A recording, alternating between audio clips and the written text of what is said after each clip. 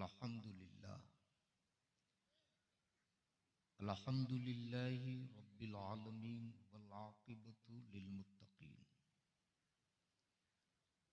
वस्सलातु वस्सलामु अला सय्यदिल मुरसलीन व अला आलिहि व सहबिहि अजमईन अम्मा बाद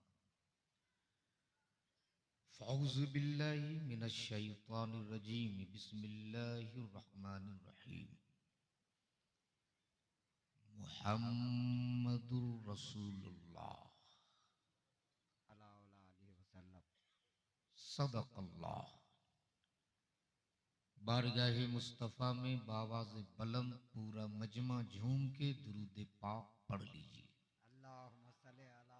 अल्लाहुम्मा सल्ली अला सय्यिदिना मौलाना मुहम्मदिन व अला आलि सय्यिदिना मुहम्मदिन बारिक सल्लल्लाहु अलैहि वसल्लम।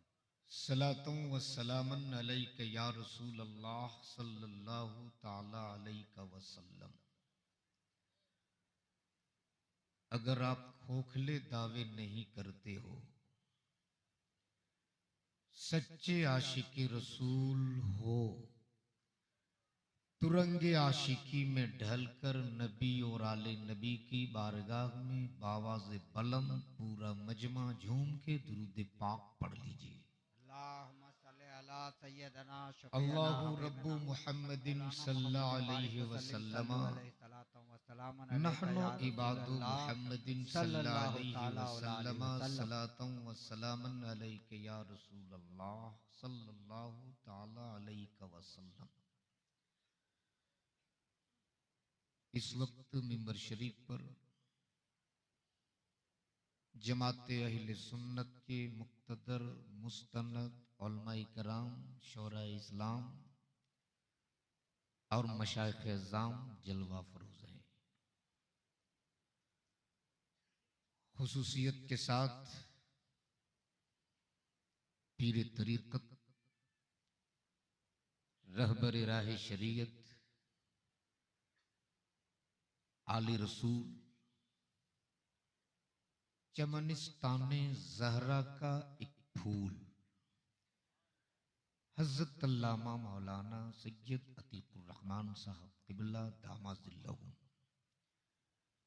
जो इस वक्त हम जवानों की सरपरस्ती फरमा रहे हैं। जी जी बेशक। अल्लाह तबारक ताला इनके इल्म में, अमल में, उम्र में बेपनाह बरकतें अता फरमाए। अल्लाहुम्मा आमीन, अल्लाहुम्मा आमीन। मुझसे कबल मेरी जमात का एक खुशफिक्र लहजा जनाब मोहतरम मामून रशीद नईमी को आपने बहुत अच्छा सुना। मेरे बाद जमात अहले सुन्नत का वो मशहूर शायर जिनका कहने और पढ़ने का इस वक्त पूरे भारत में एक मुनफरिद फिक्र समझी जाए, जी जी, शायर अहले सुन्नत जनाब मोहतरम हबीबुल्लाह नूरी को आप सुनेंगे। नाज़िम इजलास नकीब मसलक के आला हजरत जनाब मोहतरम सैयद खुर्शीद साहब, जिनके खूबसूरत अशार आपने अब तक समाप्त किया, आखिर तक इंशाअल्लाह आप सुनेंगे। बेशक। इस वक्त मिंबर शरीफ पर हजरत अल्लामा मुफ्ती रहमत साहब, हजरत मौलाना बहाउद्दीन साहब, हजरत अल्लामा औरंगजेब साहब और बहुत सारे मेरे अहबाब मिंबर शरीफ पे जलवा फरोज हैं, जिनका नाम भी जानता हूँ, जिनके चेहरे से भी पहचानता हूँ। शायद ही कुछ ऐसे चेहरे हों जिन्हें मैं ना जानता हूं या नहीं पहचानता हूं, लेकिन मेरे पहचानने और नहीं पहचानने से कोई फर्क नहीं पड़ता। मदीने वाले मुस्तफा पहचान ले, यही मेरी किस्मत की सुभान मेराज। अल्लाह, सुभान अल्लाह। जी जी जी, वाह वाह वाह, माशाअल्लाह माशाअल्लाह। मैं सबसे पहले मुबारकबाद दूं इमामुल अंबिया कॉन्फ्रेंस के वो जुमला मिंबरानों ओहदेदारान को बिलखुसूस उस्ताजुल कुर्रा शेखुल तजवीद हज़रत हाफिज़ कारी वाइजुल हक साहब किबला असदकी चिश्ती को और उनके जुमला सहयोगियों को, जिन्होंने आज की इस कंप्यूटराइज माहौल में, जहां हर कौमों की अपनी अपनी पहचान और निशानियां, हर मजहब और धर्म के लोगों की अलामतें और पहचान का ये मीडिया प्रचार करे, अखबारात जिसकी तशहीर करे, लेकिन ये ईमान की हरारत है। हमारे पास इलेक्ट्रॉनिक मीडिया नहीं, हमारे पास प्रिंट मीडिया नहीं, हमारे पास अपने अकीदे की इशाअत के लिए कोई चैनल नहीं, हमारे पास अपने दीन की तबलीग के लिए कोई सैटेलाइट नहीं, लेकिन ये कहने में शहादत हुसैन बरकाती कतई गुरेज नहीं करेगा कि वो किसी और मजहब और धर्म के लोगों का चैनल है।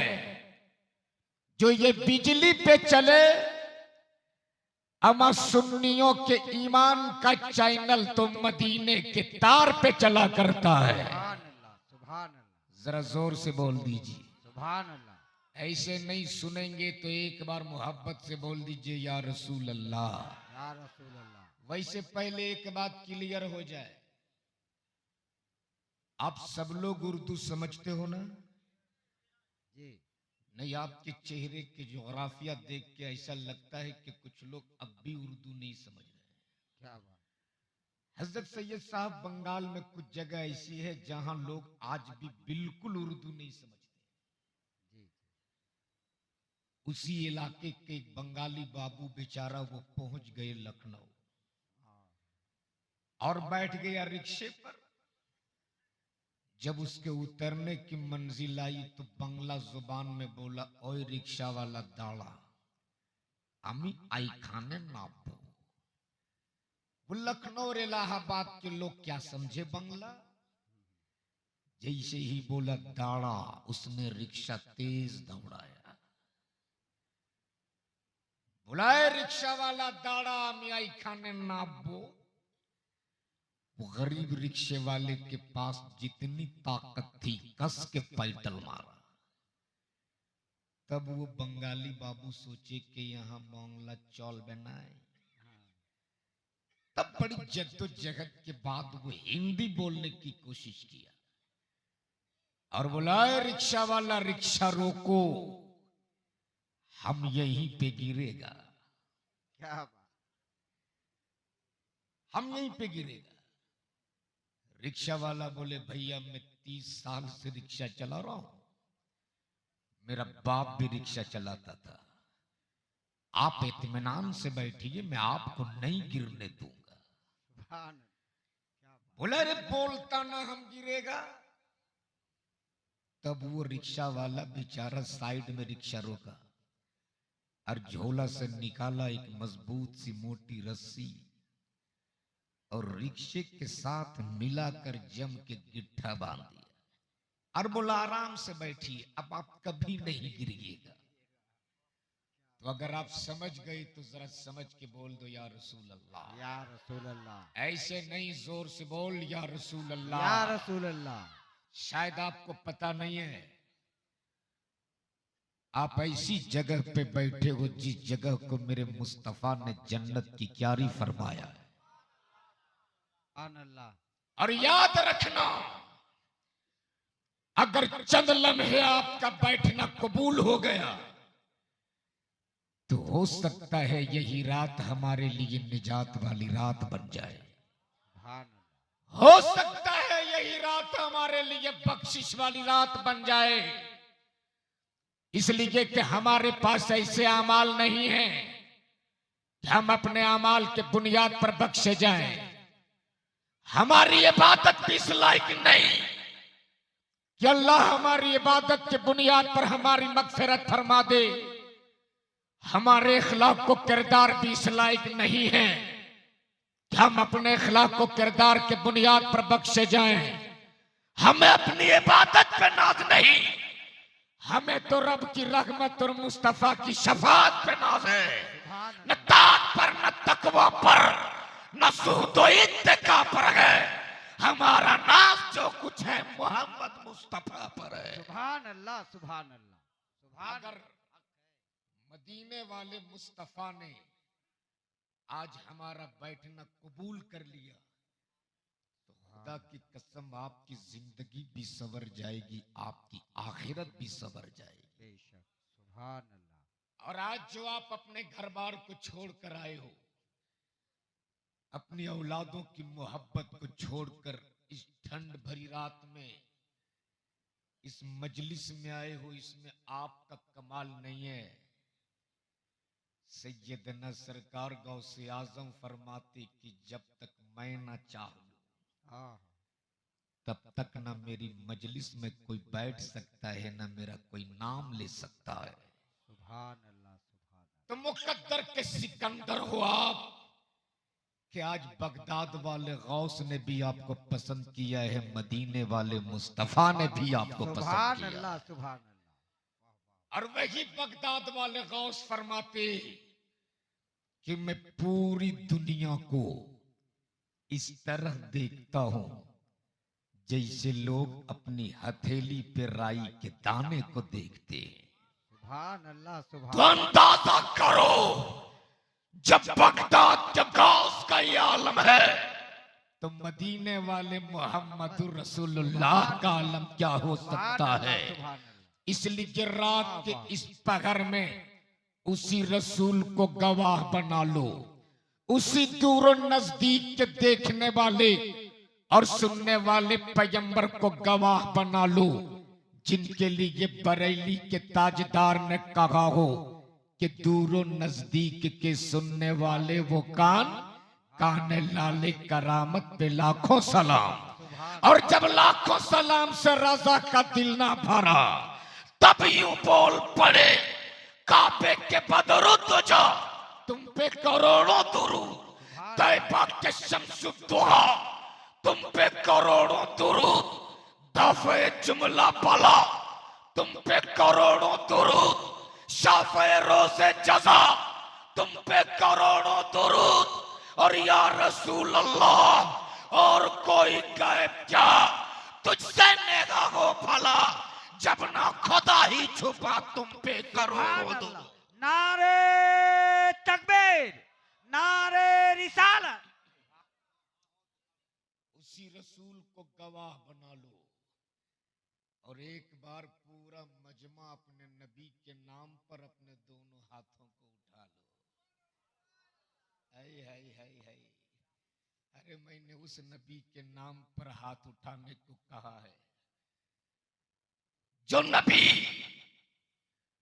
मक्के की वादी में सुबह शादी के वक्त आमना के आंगन में कदम रखा और कदम रखने के बाद अपने कबीले को नहीं ढूंढा, अपने खानदान वालों को नहीं ढूंढा, अपने रिश्तेदारों को नहीं ढूंढा, बल्कि सिर्फ एक सदा बुलंद किया, या रब्बे हब्ली उम्मती, या रब्बे हब्ली उम्मती। परवरदिगार मेरी उम्मत को मेरे हवाले कर दे, मौला मेरी उम्मत को मेरे हवाले कर दे। रब की मशीजत आवाज देती, महबूब अब तक तो उम्मत ने आपको देखा भी नहीं, अब तक तो उम्मत ने आपको जाना भी नहीं, अब तक तो उम्मत ने आपको पहचाना भी नहीं, और आप अपनी उम्मत को अपने हवाले मांग रहे हो। नबी ये रहमत अर्ज करते, परवरदिगार उम्मत पहचाने ना पहचाने, तेरा हबीब अपनी उम्मत को पहचान रहा। सुभान अल्लाह, सुभान अल्लाह। ए माशा अल्लाह, माशा अल्लाह। इसलिए बहुत उसी अच्छा, नबी के सुभान नाम पर एक बार पूरा मजमा अपने दोनों हाथों को उठा लो। सुभान अल्लाह। और मेरे साथ उठाए रखो मेरे साथ मदीने वाले मुस्तफा को पुकार लो, लब्बैक या रसूल अल्लाह, लब्बैक या रसूल अल्लाह, एक आवाज में बोल, लब्बैक रसूल अल्लाह, लब्बैक या रसूल, लब्बैक या अल्लाह, लब्बैक या रसूल अल्लाह। सुभान अल्लाह, सुभान अल्लाह आपके इस इश्क को सलामत रखे। जोर से बोल दो आमीन। हजरत इस वक्त मुल्क के हालात बहुत नाजुक हैं। अल्लामा बहाउद्दीन साहब, और ऐसे नाजुक हालात में हजरत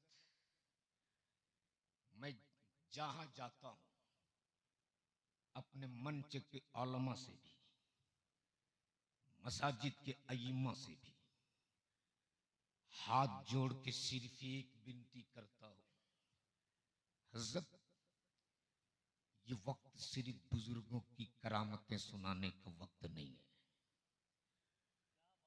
ये वक्त सिर्फ मज़ारों की चादरों की अहमियत बताने का वक्त नहीं है, बल्कि ये वक्त अपने इन आने वाली नस्लों के वजूद बचाने का वक्त है। सुभान अल्लाह, सुभान अल्लाह, बहुत बड़ी बात, माशाअल्लाह। हमारा वजूद बाकी होगा तब मज़ारों के चादरों की अजमत सलामत रहेगी। हमारा वजूद ही बाकी नहीं होगा तो ईमान से बोलो, हमारी कब्रों पे खड़ा होकर फातिहा कौन पढ़ेगा? क्या बात। इसलिए सिर्फ चादर, गागर और लंगर के नाम पर लाखों खर्चे करने वालों, अब होश में आओ, होश में आओ। मत चढ़ा गरीब नवाज की तुरबत पे 10,000 की चादर। मेरे ख्वाजा तेरी चादर के मोहताज नहीं है, बेशक नहीं है मेरे ख्वाजा तेरी चादर के मोहताज। हो सके तो मोहब्बत से 10 रुपए का फूल पेश कर दो और उसी पैसे को बचाकर अपने आने वाली नस्लों के लिए, अपने आने वाली औलादों के लिए एक ऐसा प्लेटफॉर्म तैयार करो, एक ऐसी दरसगाह बना दो जहां हम अपने बच्चों को बैठा कर दीन की भी तालीम दे सके, इसे दुनिया की भी तालीम दे सके। सुभान अल्लाह, सुभान अल्लाह, सुभान अल्लाह, वाह वाह। लेकिन हजरत मातम माशाअल्लाह, करने को हक़ जी चाहता है। सैयद साहब, हो सकता है छोटा मुंह बड़ी बात हो जाए। आज हमारे यहाँ करोड़ों के खानकाह मिल जाते हैं, लेकिन अपने बच्चों को पढ़ाने के लिए हमारे पास अच्छी दरसगाह नहीं मिलती है। बोलो सही के गलत है? और ये मेरी कौम पीर परस्ती में इस कदर पागल है कि अगर पीर साहब कह दे कि 50,000 रुपया चाहिए, ये कौम जमीन बेचकर पीर साहब को 50,000 का मोटा लिफाफा दे देंगे। और मदरसा वाला 100 रुपया मांग ले तो इनका कलेजा फटने लगता है। क्या बात, वाह वाह। याद रखना, बड़ी सी बड़ी मजबूत खेतियां साल भर के अंदर कट करके उसके घर आ जाती है। एक किसान 6 महीना मेहनत करता है तो उसकी फसल कट कर उसके घर आ जाती है। लेकिन एक हाफिज कुरान को सेंचने के लिए 6 महीना नहीं, साल भर नहीं, बरसों बीत जाते हैं, तब कौम के लिए एक हाफिज कुरान तैयार किया जाता है। बेशक, क्या बात। इसलिए जहां सजदे में सर रखकर अपने माँ बाप के लिए दुआएं मांगो, वही मदरसा चलाने वाले, मदरसा पढ़ाने वाले के लिए भी दुआएं मांगा करो। इसलिए कि माँ बाप हमें वजूद देता है और एक उस्ताद उस वजूद को सवार देता है। बेशक, बेशक। इसलिए सुभान अल्लाह। आज हजरत मदरसे में जिनके बच्चे हाफिज कुरान बन जाए, उनके माँ बाप 500 रुपया, एक लुंगी और एक कपड़ा दे के समझ लेता है कि मैंने हक अदा कर दिया। याद रखना, अगर तूने अपने जिस्म की चमड़ी उतार कर तपते हुए धूप में सुखाकर उसकी जूती बनाकर अपने बेटे के सीने में कुरान उतारने वाले के पैरों में पहनाओगे ना, फिर भी तुम उसका हक अदा नहीं कर सकते हो। बेशक।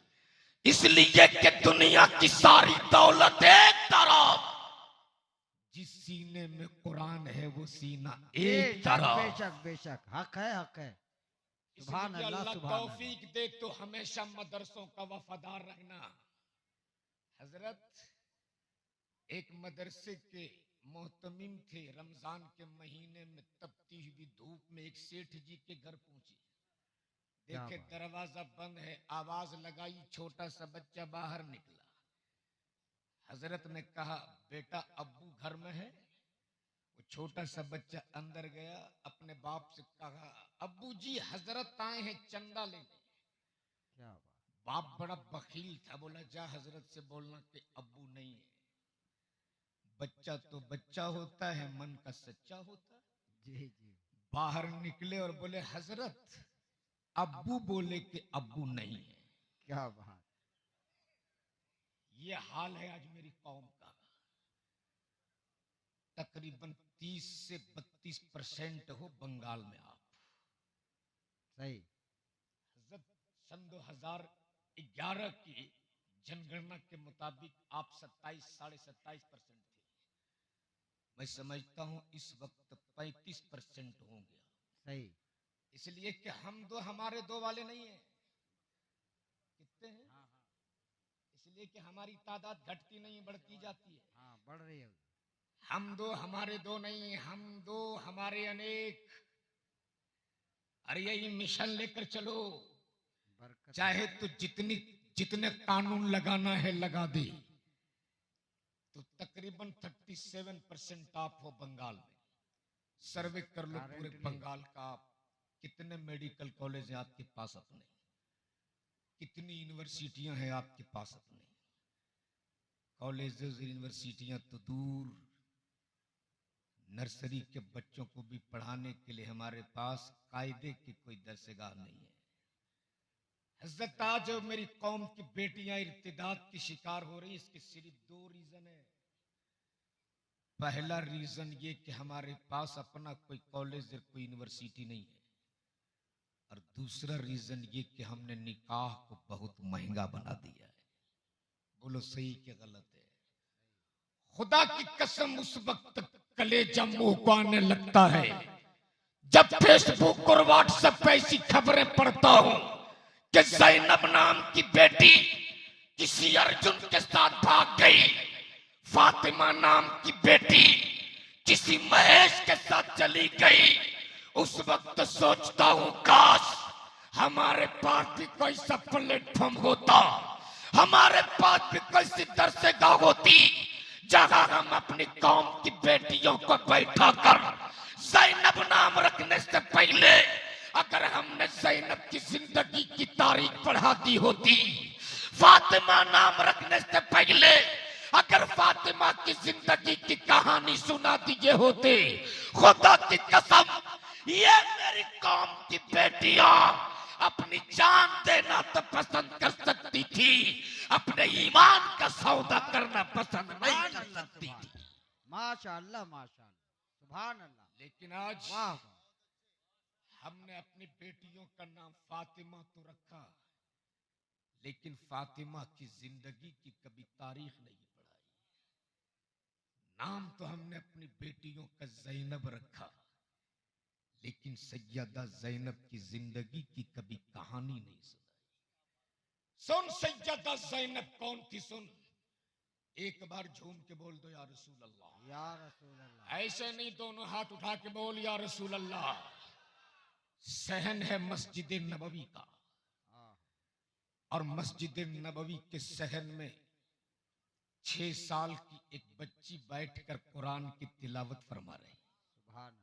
जोर से बोल दो। सुभान अल्लाह। तिलावत फरमाते फरमाते थोड़ा सा दुपट्टा सर से सरक गया। अल्लाहू अकबर। सैयदा तैयबा ताहिरा आबिदा जाहिदा हजरत फातिमा तो ज़हरा तशरीफ ले आई। जोर से बोल दो। और तशरीफ लाने के बाद सर से जो थोड़ा सा दुपट्टा सर का था, सैयदा फातिमा ने सर पे डाल दिया। सुभान अल्लाह। और डालने के बाद बोल पड़ी, ए बेटी ज़ैनब, खबरदार अपने सर से दुपट्टा सरकने ना देना, वरना तेरे नाना मुस्तफा तुझसे नाराज हो जाएंगे। क्या बात, अल्लाह अकबर, अल्लाह। उम्र कितनी है? 6 साल। जोर से बोलो, कितनी उम्र? मिंबर शरीफ पे मुफ्तियाने करम जलवा फरोज है, पूछ लो इनसे। 6 साल की उम्र में पर्दा फर्ज नहीं है। 6 साल की उम्र में पर्दा फर्ज नहीं है, लेकिन तरबियत का असर देख। आज मेरी कौम की बेटियां जींस और टी शर्ट पहन के घर से निकलती है कॉलेज के लिए। है किसी बाप में हिम्मत? पूछ ले बेटी, इस लिबास में तू कहां जा रही है? और यानियत के लिबादे को ओढ़कर मेरी कौम की बेटियां निकलती है बाजार के लिए।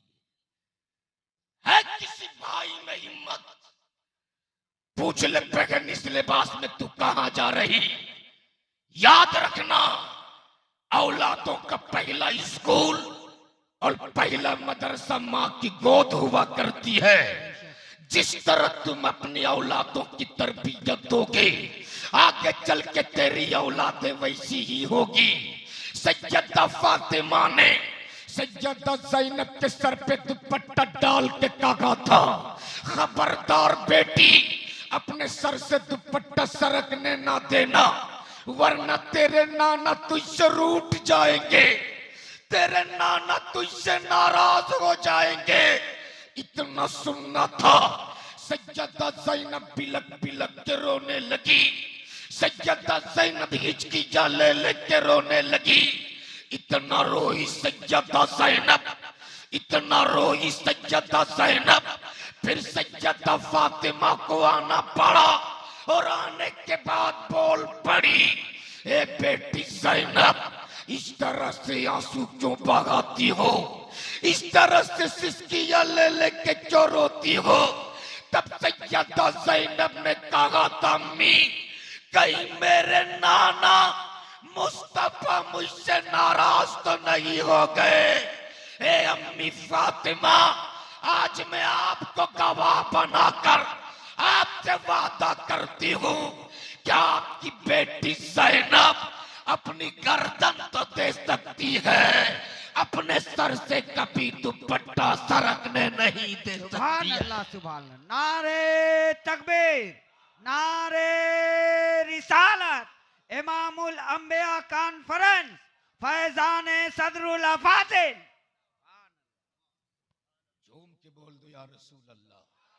या रसूल अल्लाह। सुनेंगे तो एक बार पूरा मजमा बोल दो या रसूल अल्लाह। अल्लाह तौफीक दे तो हमेशा मदरसों का वफादार रहना, हमेशा। आज हजरत घर में थोड़ी सी बरकत नहीं हो तो पीर साहब से 5 किलो का तावीज लेने चले जाते हैं।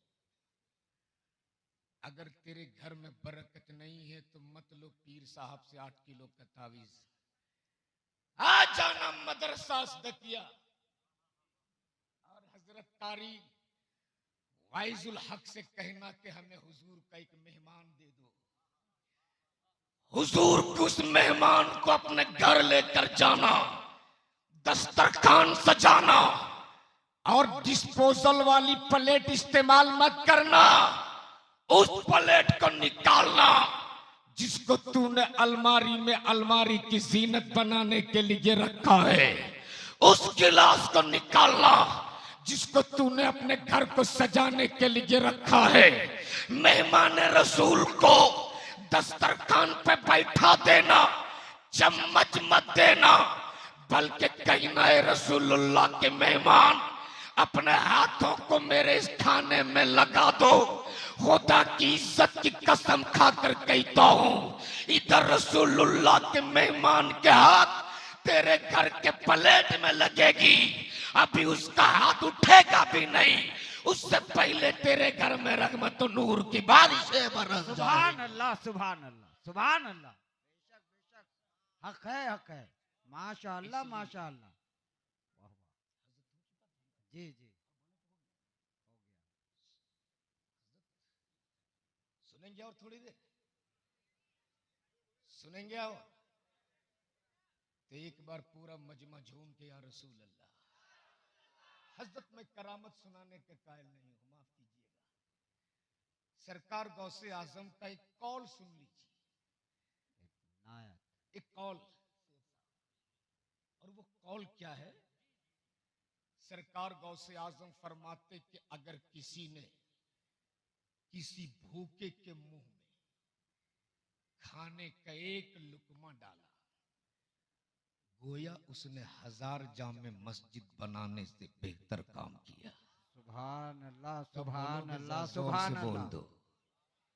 और नबी ये रहमत फरमाते कि बेहतर मुसलमान वो है जो भूखों को खाना खिलाए और लोगों को सलाम करे।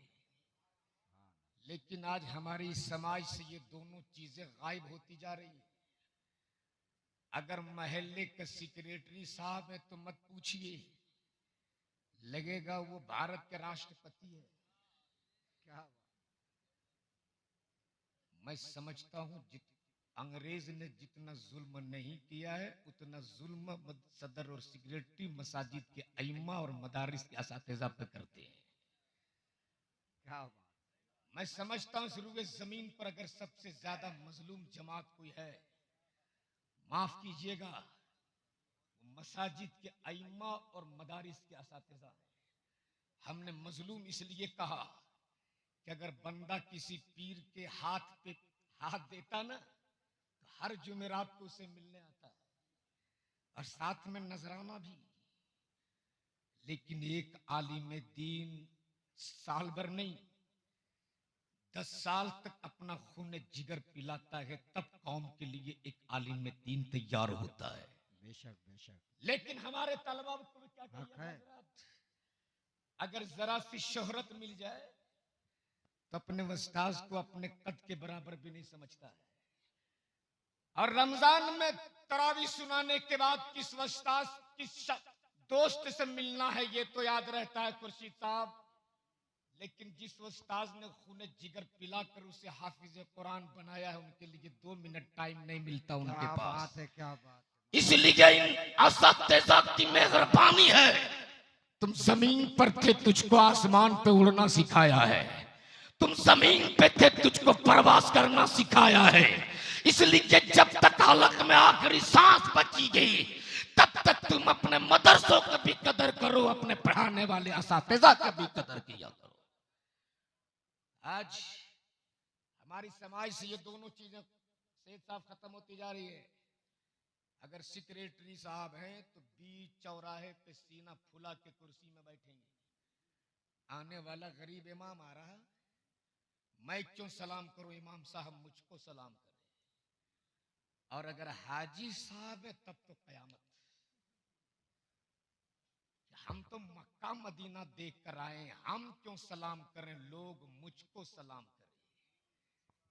लेकिन सुन, मेरे मुस्तफा ने फरमाया दुनिया में जो पहले सलाम करेगा जन्नत में वो पहले दाखिल किया जाए। जी जी जी, जोर से बोल सुभान अल्लाह सुभान, ये मेरे इन आलिमों की मेहरबानी है। ये ड्यूटी न समझकर खिदमत खल्क समझकर, जी जी, चाहे वो शहर की चमक दमक हो या गांव के चटियल, तनख्वाह न समझकर कलील नजर आने में तेरी औलादों को कुरान भी पढ़ाते हैं, तुझको नमाज भी पढ़ाते हैं, जरूरत पड़ जाए तो तेरे बाप के नमाज जनाजा भी यही आलिम पढ़ाए, जन्नत पहुंचाने के लिए कुरान भी यही पढ़े, इसाले सवाब भी यही करे। लेकिन जरा जब रात की तन्हाई में आप सोने लगो तो एक बार जरूर सोचना कि हम 50,000 रुपए कमाते हैं, मेरे आलिम को हम 8-10 हजार देते हैं, उनकी भी जरूरियात है, उनके भी बच्चे हैं, उनका भी दिल है। इसलिए याद रखना, तूने करोड़ों रुपए की मस्जिद बना ली, तुझसे ये नहीं पूछा जाएगा तेरी मस्जिद में टाइल्स और मार्बल था कि नहीं? तेरी मस्जिद 3 मंजिला थी कि नहीं? अगर तूने किसी आलिम का दिल दुखाया तो सबसे पहले यही पूछा जाएगा, बता तूने मेरे आलिम का दिल क्यों दुखाया था? बता तूने मेरे आलिम को परेशान क्यों किया था? इसलिए मेरे कौम के नौजवानों, तुम जगह अपनी जरूरत के बारे में सोचते हो, एक बार अपने इन आलिमों की जरूरत के बारे में भी सोच लेना। सुभान अल्लाह, सुभान अल्लाह, बहुत अच्छी बात, माशाअल्लाह माशाअल्लाह। पूरा मजमा झूम के बोल दे या रसूल अल्लाह। लगता है हजरत की आमद हो चुकी है। पूरा मजमा एक बार और मोहब्बत से बोल दे या रसूल अल्लाह। इस्तिकबाल कीजिए, शायद हजरत तशरीफ ला रहे हैं क्या? सैयद सैयद सैफुद्दीन असदक साहब आ रहे हैं। इकाले रसूल की आमद आमद है। बस अब एंडिंग हो गई, नूरी साहब को पढ़ना, हजरत बोलेंगे फिर। अब बैठ जाओ जल्दी से। अब जरा करीब से बैठिए जमीर भाई। आंखें फाड़ फाड़ के देखो। औलाद रसूल, औलाद गौसे आजम हजरत अल्लामा मौलाना सैयद सैफुद्दीन असदक साहब किबला दामा जिल्लहुम तशरीफ ला चुके हैं।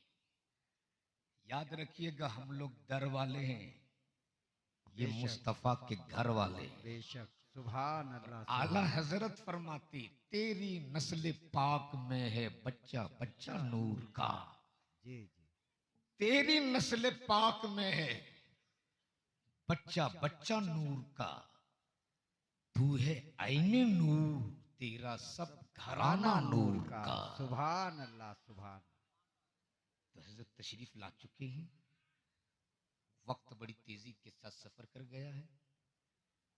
हजरत अल्लामा कारी वाइजुल हक साहब ने बड़ा काम किया है। हमेशा इनके शाना बशाना आप रहना। इस वक्त इतनी बड़ी जमीन पर इतना बड़ा इदारा कायम करना, ये सबके बस की बात नहीं है। जी जी, मैं समझता हूं इस वक्त ऐसे इदारे को चला लेना ये जिहाद से कम नहीं है। इसलिए आप हजरत की हमेशा सपोर्ट करना, इनके साथ रहना, और कभी भी दारुल उलूम के बच्चों के मेले और कुचले कपड़े को देखकर एहसास ये मत करना कि ये गरीब है, ये यतीम है। याद रखना, ये वो रसूलुल्लाह के मेहमान हैं।